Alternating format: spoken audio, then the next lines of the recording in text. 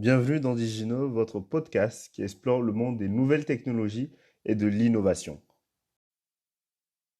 Toujours Sylvanus, votre serviteur à votre micro. Cette fois-ci, nous allons parler des exosquelettes. Alors, ne vous inquiétez pas, il ne s'agit pas d'un film d'horreur. Ça va être très très fun. On se dit à tout de suite.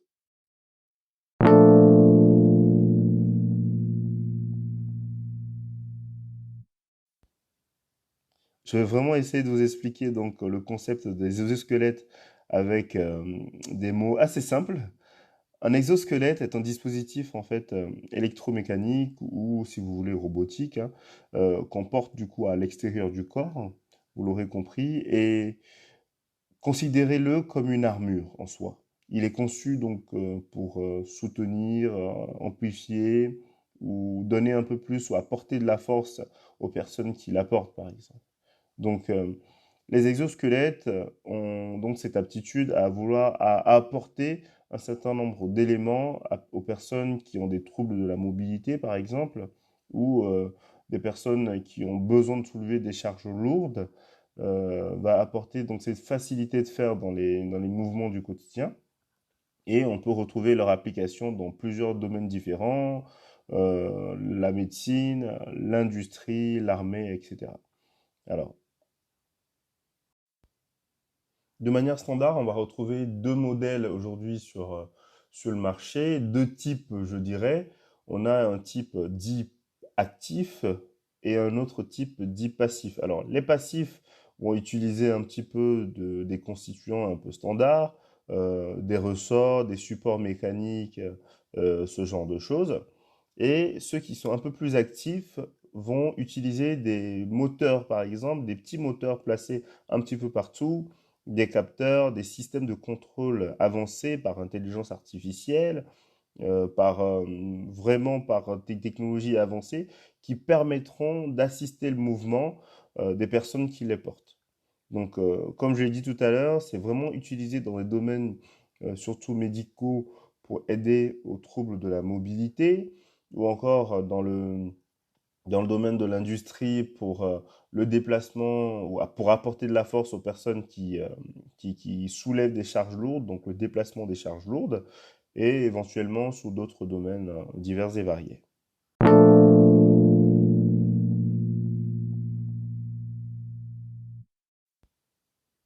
Alors, pour apporter un exemple un peu plus concret, moi j'aime bien le domaine de la médecine, en tout cas de l'application au domaine de la médecine.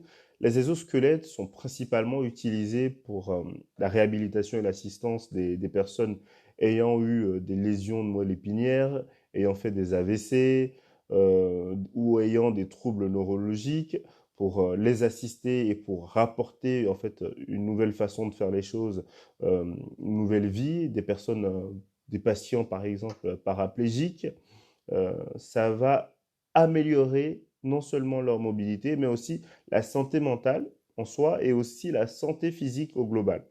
Donc, les exosquelettes au niveau de la médecine, vraiment, ça aide à récupérer tout ce que la personne avait perdu, en tout cas au niveau de la mobilité, en fournissant un entraînement quand même répétitif et assisté avec un certain nombre d'experts sur le sujet.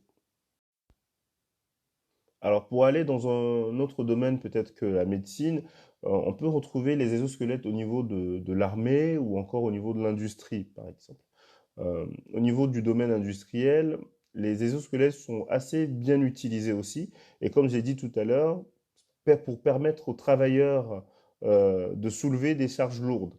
Donc, pour les aider à réduire les risques de blessures musculo-squelettiques, les risques de maux de dos, de blessures en tout genre, en tout cas d'accidents qui pourraient subvenir dans le cadre de leurs activités. Je sais par exemple que chez Hyundai ou chez Ford, les exosquelettes ont été quand même assez bien intégrés dans leur ligne de production. Pour aller sur le plan militaire, les exosquelettes sont utilisés aussi pour apporter de l'endurance au niveau sur le plan militaire pour les soldats.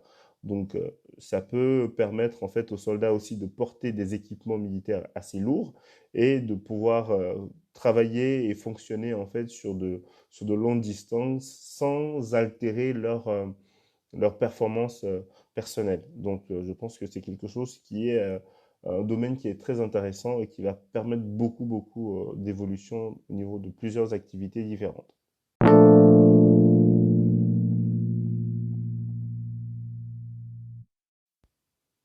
Vous serez donc d'accord avec moi que les exosquelettes ont un potentiel énorme aujourd'hui.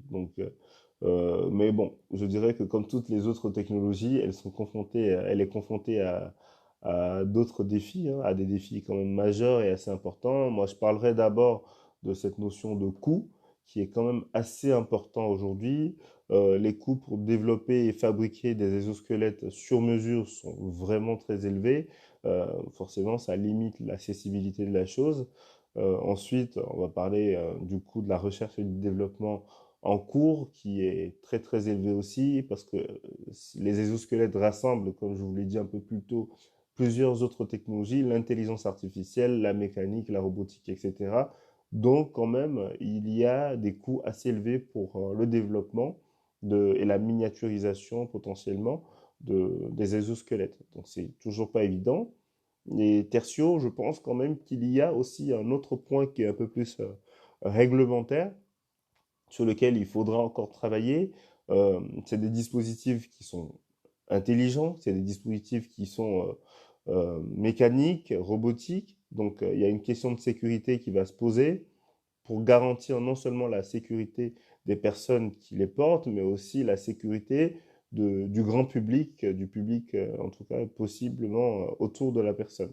Donc, ces questions vont se poser. Est-ce que ça ne constitue pas un risque pour la personne si la machine se dérègle, etc., etc., ou encore si elle fait n'importe quoi en public. Donc, ça reste toujours des notions de conformité, des notions de réflexion qui sont toujours en cours aujourd'hui.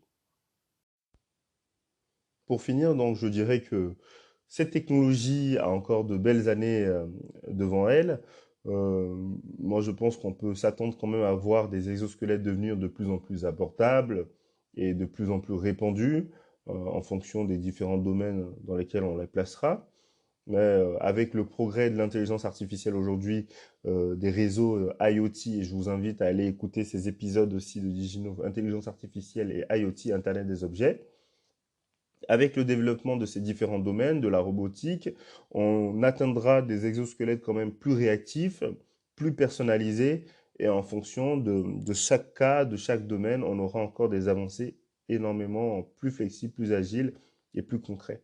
Donc en tout cas, je pense que cette technologie a un potentiel énorme pour transformer les différents aspects de notre société, apporter du bien surtout à la société, et il nous permettra d'endiguer certains maux comme le handicap ou encore des problèmes de sécurité des travailleurs, etc., en tout cas sur d'autres domaines.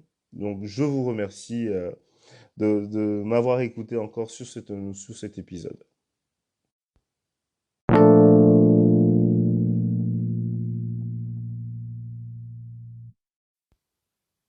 C'était donc Sylvanus au micro de Digino, encore une fois.